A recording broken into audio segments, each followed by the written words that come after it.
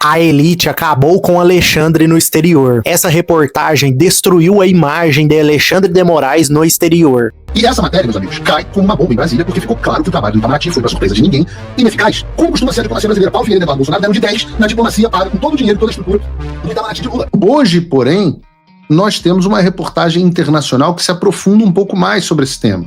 Fala pessoal, sejam muito bem-vindos ao canal Economia News, começando mais um vídeo recheado de informações importantíssimas. Mas antes, se inscreva agora mesmo no canal, deixe seu like, compartilhe esse vídeo com o máximo de pessoas, assim você vai estar me ajudando demais. Dito isso, bora pro vídeo.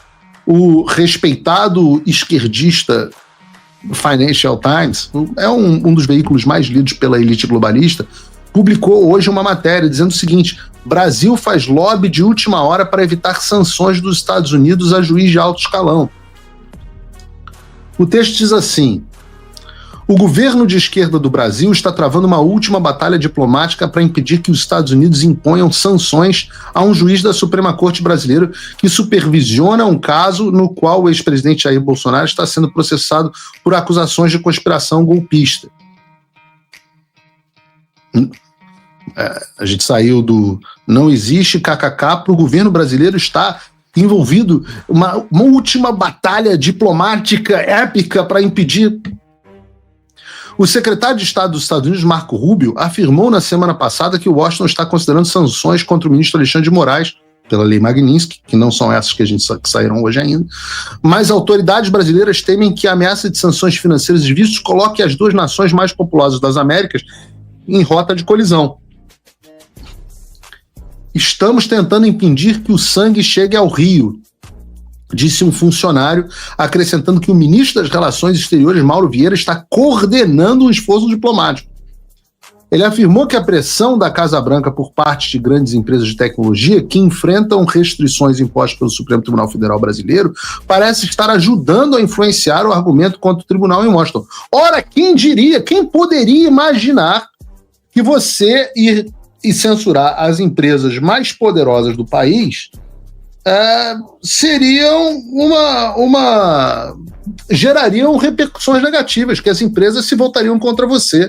Quem poderia imaginar que essas empresas gigantes iam, apesar do próprio Zuckerberg ter dito que estava trabalhando com o governo dos Estados Unidos para acabar com a censura no mundo, apesar do Elon Musk, que se diz um absolutista da liberdade de expressão, ter um problema pessoal com Alexandre de Moraes e ter sido medievalizado pelo Alexandre no ano passado, quem poderia imaginar que essas empresas ficariam putas e dariam um troco no momento certo? Nossa, é necessário uma capacidade estratégica aqui muito profunda.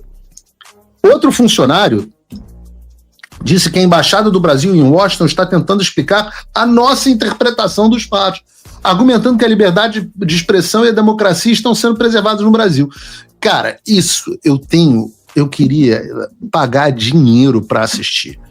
Eu queria muito, não vão me deixar, mas eu queria ficar sentado numa sala assistindo os funcionários do Departamento de Estado do Brasil, né, do Ministério das Relações Exteriores, explicando para os funcionários do Trump de que a direita pratica desinformação, de que eles tentaram um golpe ou uma insurreição, de que eles falaram mentiras sobre o sistema eleitoral do país, de que as eleições tinham sido roubadas. Eu fico imaginando os caras do Departamento de Estado falando assim, e que eles, na verdade, foram os grandes salvadores da democracia. Aliás, João, coloca na pauta amanhã, porque era para a pauta de hoje, sobre como o governo Biden, os funcionários do governo Biden também diziam que estavam cometendo ilegalidades e arbitrariedades para salvar a democracia americana. Eu fico imaginando como é que é essa conversa, porque os funcionários do Departamento de Estado já me contaram como são essas conversas. Eles falam assim, mas isso tudo é o que vocês diziam da gente. Aí os funcionários do governo brasileiro ficam assim, mas a verdade é que vocês também são uma ameaça para a democracia. É uma coisa absolutamente ridícula, é um argumento que não tem a menor chance de dar certo.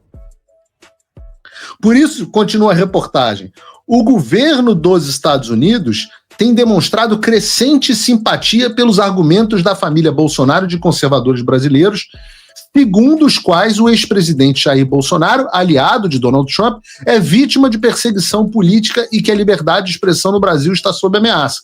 Vocês imaginam que complicado, né? O filho do presidente Bolsonaro, que é um deputado que teve que ficar exilado nos Estados Unidos porque ameaçaram caçar o passaporte deles. Aí agora os caras abrem um processo criminal uma investigação criminal contra esse parlamentar que se autoexilou, abriu mão do mandato, deixou de ser presidente da Comissão de Relações Exteriores. Será que isso comprova que há uma perseguição ao presidente Bolsonaro? Ao lado desta figura está um jornalista que era o número 1 da audiência no Brasil. Aliás, agradeço as mais de 33 mil pessoas assistindo agora. Cliquem aqui no like para a gente chegar ao recorde de audiência aqui. E tem mais audiência do que qualquer um. Líder, continua sendo líder debaixo de censura, que já teve uma dúzia de contas de redes sociais bloqueadas, passaporte cancelado e está sendo acusado de participar em um golpe de Estado por noticiar o que vinha acontecendo dentro das Forças Armadas brasileiras. Vocês imaginam se, por que será que, como diz o Financial Times, o governo dos Estados Unidos tem demonstrado crescente simpatia pelos argumentos? Pô, vocês não percebem da esquerda, mas vocês nos criaram. Eu não sou ninguém, entendam, eu não sou ninguém. No Brasil, vocês ainda dizem que eu sou neto do Figueiredo, ainda sou um jornalista famoso, com bastante audiência, que vocês chamam de blogueiro, influenciador, sei lá. Um dia eu vou abrir meu OnlyFans para vocês chamarem de influenciador, tô malhando para isso. Mas aí no Brasil, eu ainda sou alguma coisa. Aqui nos Estados Unidos, eu não sou porra nenhuma. Eu sou um coitado de um imigrante. Sabe quem me transforma em alguma coisa nos Estados Unidos? Vocês! O Eduardo se tornou um símbolo graças a vocês. Vocês nos deram lugar de fala, o ódio de vocês. Então, eu deixo aqui o meu muito obrigado pelas perseguições, pelas tribulações, porque vocês me deram o privilégio de agir debaixo de uma missão que eu entendo como divina, de restaurar a liberdade do povo brasileiro.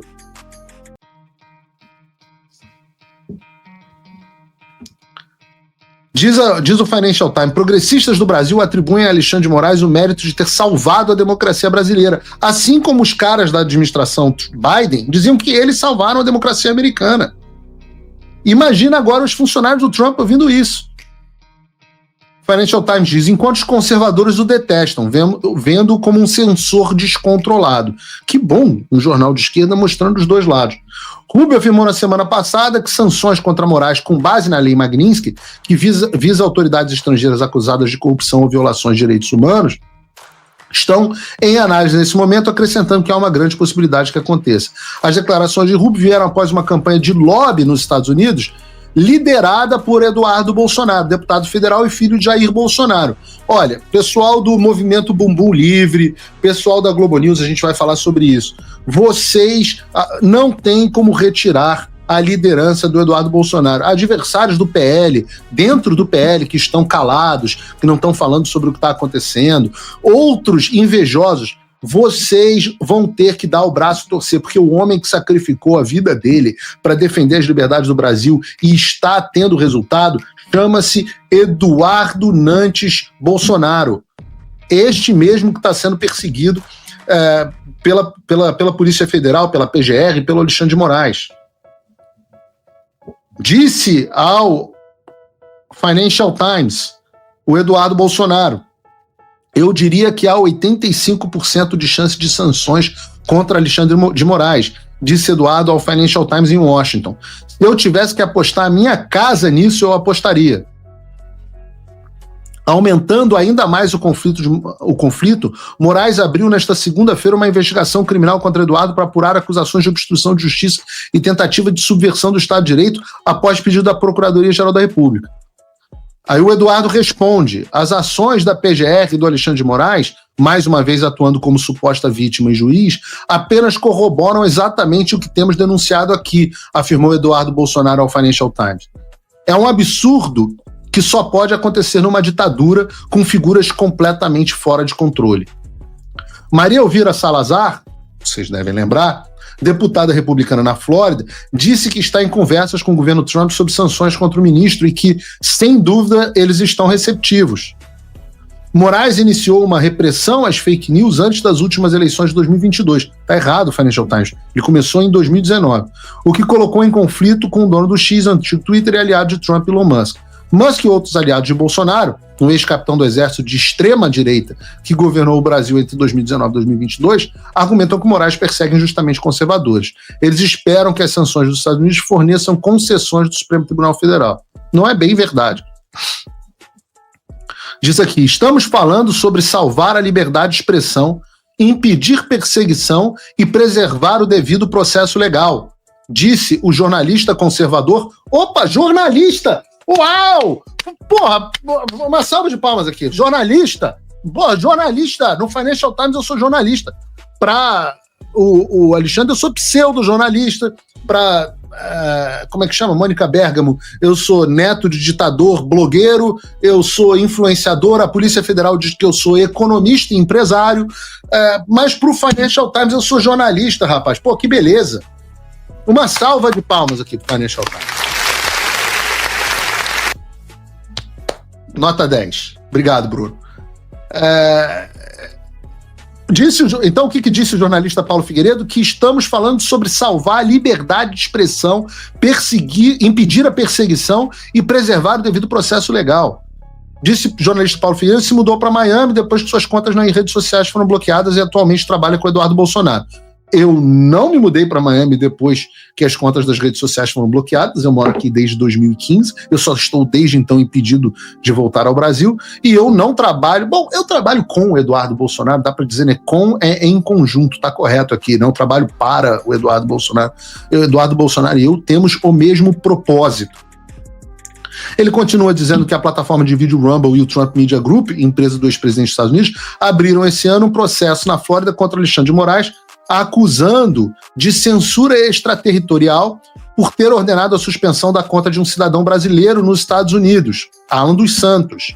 Alan dos Santos, esse cidadão brasileiro, né? Há que dar aqui o mérito do Alan dos Santos, que, embora não tenha influenciado diretamente no pedido de sanções, o caso do coitado do Alan dos Santos, que sofreu mais do que quase qualquer pessoa nesse processo, é um caso icônico para os americanos. Martin De Luca, sócio do escritório de advocacia Boy Schiller Flexner, que atuou no caso, acusou Moraes de, abre aspas, tentar entrar pela porta dos fundos, enviando repetidamente ordens judiciais secretas a empresas americanas e mirando cidadãos americanos enquanto ignora o governo dos Estados Unidos. Alexandre de Moraes se recusou a comentar sobre possíveis sanções ou sobre acusações feitas por críticos. Um conselheiro sênior do Departamento do Estado dos Estados Unidos para a América Latina, Ricardo Pita, lembrem os ouvintes do Paulo Figueiredo do Show, que estava todo mundo preocupado com o Chip Campbell, e o Paulo Figueiredo estava dizendo, não, o cara que vocês têm que prestar atenção é o Ricardo Pita. E o Financial Times percebeu isso. Ricardo Pita surpreendeu autoridades brasileiras durante uma visita ao Brasil este mês, ao se encontrar com Jair Bolsonaro em sua residência, que você soube antes de todos aqui no Paulo Figueiredo Show. A embaixada americana em Brasília informou que Pita visitou o país como parte de uma delegação voltada ao combate ao crime organizado. O Departamento de Estado se recusou a comentar sobre possíveis sanções. Bolsonaro, de 70 anos, está sendo julgado, ele foi inelegível até 2030. E essa matéria, meus amigos, cai como uma bomba em Brasília, porque ficou claro que o trabalho do Itamaraty foi, para surpresa de ninguém, ineficaz. Como costuma ser a diplomacia brasileira. Paulo Figueiredo e Eduardo Bolsonaro deram de 10 na diplomacia paga com todo o dinheiro e toda a estrutura do Itamaraty de Lula.